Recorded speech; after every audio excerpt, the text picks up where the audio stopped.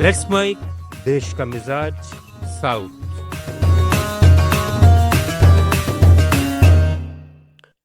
ये है let's mike more than radio. आप सुन रहे हैं दक्षिण भारत की खबरें। तमिलनाडु में विपक्षी दलों ने कृषि बजट पर सरकार से सवाल उठाए हैं। विपक्ष ने कहा है कि पुरानी योजनाओं को दोहराया गया है और किसानों की तात्कालिक जरूरतों पर ध्यान नहीं दिया गया। किसान संगठनों ने भी कृषि बजट पर निराशा जताते हुए आरोप लगाया कि चुनावी वादे जैसे पूर्ण फसल ऋण माफी, धान और गन्ने के लिए उच्च समर्थन मूल्य तथा सिंचाई परियोजनाएं बजट में गायब हैं।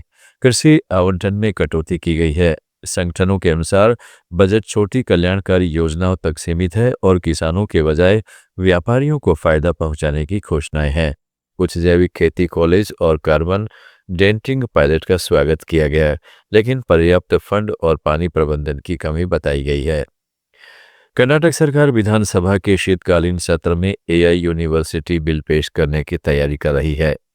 मुख्यमंत्री के वित्त सलाहकार एल.के. अतीक के अनुसार ड्राफ्ट तैयार है। यह देश का पहला सरकारी एआई विश्वविद्यालय होगा। शुरुआत मौजूदा सरकारी भवन से होगी। बेंगलुरु में करीब 100 एकड़ जमीन पर स्थायी परिसर बनाने की योजना है। कर्नाटक के इंडस्ट्रियल डेवलपमेंट बोर्ड से भूमि आवंटन का इंतजार है। तब तक वीटीयू, यूवीसीआई और ट्रिपल आईटी बेंगलुरु जैसे संस्थानों के जरिए एआई सर्टिफिकेट कोर्स शुरू किए जाएंगे। विशेषज्ञ समिति इसके लिए रोड मैप तैयार करेगी। आंध्र प्रदेश की चंद्रबाबू नायडू सरकार ने 2019 के दिशा बिल को वापस लेने का फैसला लिया है। ये बिल पिछली वाईएसआरसीपी सरकार महिलाओं और बच्चों के खिलाफ यौन अपराधों की तेजी से जांच और मुकदमा चलाने के साथ मौत की सजा का प्रावधान करने के लिए लाई थी।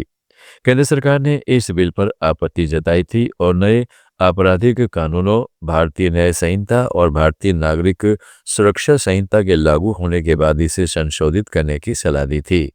सूचना मंत्री कोलुसु पार्थ सारथी ने अमरावती में कैबिनेट बैठक के बाद मीडिया ब्रीफिंग में बताया कि पुलिस और कानून विभाग की सिफारिश पर बिल वापस लेने की मंजूरी दे दी गई है। तेलंगाना में कानूनी तौर पर खरीदे गए प्लॉट, घर और अपार्टमेंट के कई मालिक अपनी संपत्ति बेचने, गिरवी रखने या ट्रांसफर करने से रोक दिए गए हैं। सेक्शन 22A के तहत पूरे सर्वे नंबर को प्रतिबंधित सूची में डाल दिया गया है, जिसमें भूदान, वक्फ, सीलिंग, सरप्लस और असाइन लैंड जैसी श्रेणियां शामिल हैं। मालिकों को पता तभी चलता है जब वे सब रजिस्ट्रार ऑफिस पहुंचते हैं। रियल एस्टेट एसोसिएशन ने इसके विरोध में हैदराबाद में प्रदर्शन किया और सरकार से निजी जमीनों को सूची से हटाने की मांग की। कांग्रेस सरकार का कहना है कि दिसंबर 2023 के बाद उन्होंने जानबूझकर 1 इंच जमीन भी सूची में नहीं जोड़ी है, लेकिन प्रशासनिक गलतियों और अधूरे रिकॉर्ड के कारण निजी संपत्तियां भी फंस गई हैं, जिन्हें जल्द सुधार लिया जाएगा।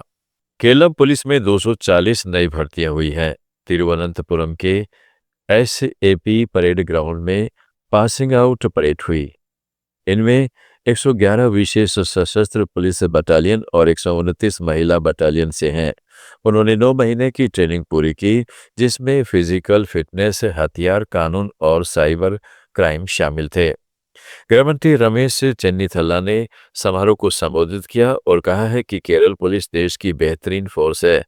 इस मौके पर टॉप परफॉर्मर्स को पुरस्कार भी दिए गए। पुडुचेरी में कम्युनिस्ट पार्टी ऑफ इंडिया के कार्यकर्ताओं ने 1 सप्ताह लंबी यात्रा शुरू की है। सरम से रवाना हुई यह पदयात्रा कई इलाके कवर करेगी। कार्यकर्ता नॉर्थ ईस्ट मानसून से पहले स्टॉर्म वाटर ड्रेनों की सफाई, शुद्ध पेयजल, अंडरग्राउंड ड्रेनेज और गरीबों को मुफ्त साइट पट्टा देने की मांग कर रहे हैं। राष्ट्रीय सचिव एनी राजा, पार्टी सचिव एम सलीम समेत नेता इसमें शामिल हैं। अंडमान निकोबार में पशुपालन विभाग ने कुत्ते के काटने से बचाव पर जागरूकता कार्यक्रम किया। यह कार्यक्रम बेओदनाबाद के सरकारी प्राथमिक विद्यालय में हुआ। बच्चों, शिक्षकों और अभिभावकों को आवारा कुत्तों के पास सुरक्षित व्यवहार, काटने से बचाव के उपाय और काटने पर तुरंत क्या करें, इसकी जानकारी दी गई। कार्यक्रम में जानवरों के प्रति करुणा रखने पर भी जोर दिया गया। छात्रों ने सक्रिय रूप से सवाल पूछे और अपनी जिज्ञासाएं शांत की। जुड़े रहिए लेट्स माइक के साथ।